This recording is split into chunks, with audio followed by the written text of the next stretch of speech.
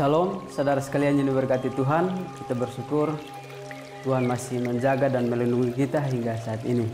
Kita akan merenungkan firman Tuhan. Sebelumnya mari kita berdoa. Kami bersyukur dan berterima kasih kepadamu ya Tuhan, karena kesempatan yang Engkau berikan bagi kami untuk dapat membaca dan merenungkan firman-Mu. Tolong kami agar kami dapat mengerti dan mampukan kami agar kami dapat melakukan firman-Mu dalam hidup kami hari demi hari.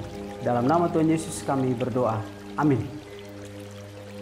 Tema renungan kita pagi ini adalah karunia membedakan bermacam-macam roh. Terambil dari 1 Korintus pasal 12 ayat yang ke-10 yang berbunyi demikian. Kepada yang seorang roh memberi kuasa untuk mengadakan mujizat, dan kepada yang lain ia memberi karunia untuk bernubuat, dan kepada yang lain lagi ia memberi karunia untuk membedakan bermacam-macam roh. Saudara sekalian yang diberkati oleh Tuhan, Rasul Paulus menuliskan hal ini kepada jemaat di Korintus untuk meyakinkan mereka bahwa ada rupa-rupa karunia tetapi satu roh, ada rupa-rupa pelayanan tetapi satu Tuhan, dan ada berbagai perbuatan ajaib tetapi satu Allah. Allah lah yang mengerjakan semuanya di dalam semua orang, dan kepada tiap-tiap orang dikaruniakan pernyataan roh untuk kepentingan bersama. Ya, dari ayat yang ke-4 sampai ayat yang ke-7.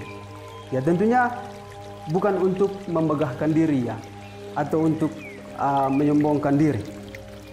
Salah satu karunia roh adalah membedakan bermacam-macam roh.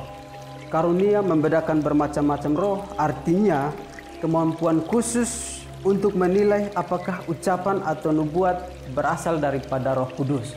Contohnya, dalam Kisah Rasul pasal 8 ayat 18 sampai 24, di situ menceritakan bahwa ada seorang yang bernama Simon yang ketika ia melihat pemberian Roh Kudus terjadi karena rasul-rasul menumpangkan tangan atas jemaat-jemaat, ia memberikan sejumlah uang kepada rasul-rasul, kemudian mengatakan bahwa berikanlah juga kuasa itu kepadaku, sehingga ketika aku menumpangkan tangan ke atas orang lain, mereka juga beroleh Roh Kudus. Nah, dari contoh ini mengindikasikan bahwa apa yang dikatakan oleh Simon pada ayat 18 sampai 24 itu adalah bukan berasal dari Allah. Sehingga Rasul Petrus dengan tegas mengatakan kepadanya bahwa binasalah kiranya uangmu bersama dengan engkau, karena engkau menyangka bahwa engkau dapat membeli karunia Allah dengan uang.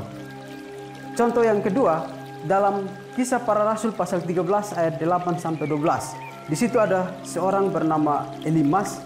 Ia adalah seorang tukang sihir yang menghalang-halangi Paulus dan juga berusaha untuk membelokkan iman daripada gubernur. Nah, tindakannya ini bukan berasal dari Allah, sehingga Paulus dengan tegas mengatakan kepadanya bahwa, "Hai anak iblis, engkau penuh dengan rupa-rupa tipu muslihat dan kejahatan. Engkau musuh segala kebenaran. Tidakkah engkau akan berhenti membelokkan jalan Tuhan yang lurus itu?"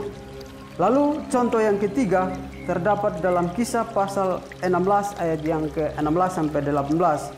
Yang menceritakan bahwa ada seorang perempuan yang mempunyai roh tenung mengikuti Paulus dan rekan-rekan pelayan pada waktu itu dari belakang sambil berkata bahwa orang-orang ini adalah hamba Allah yang maha tinggi. Mereka memberitakan kepadamu jalan keselamatan. Dan hal itu diungkapkannya beberapa kali, sehingga ketika Paulus tidak tahan lagi dengan gangguan itu, dia berpaling dan berkata kepada roh itu, "Demi nama Yesus Kristus, aku menyuruh engkau keluar dari perempuan ini." Seketika itu juga keluarlah roh itu.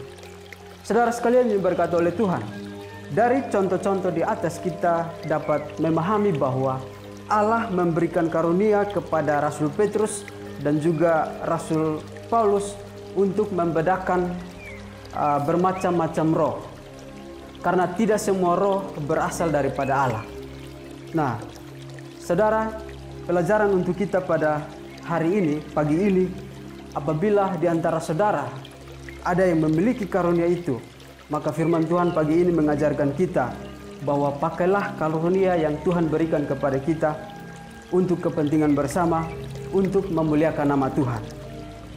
Dan jangan menggunakan karunia itu untuk menyombongkan diri. Demikianlah firman Tuhan yang bisa kita dengar pagi ini. Kiranya Tuhan Yesus memberkati. Mari kita berdoa. Kami bersyukur buat kebenaran firman-Mu.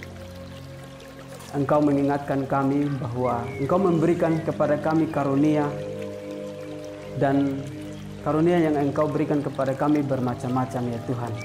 Dan firman-Mu pagi ini mengingatkan kami agar dapat menggunakan karunia tersebut untuk memuliakan nama Tuhan. Tolong kami agar kami dapat melakukan firman-Mu. Dalam nama Tuhan Yesus kami berdoa. Amin.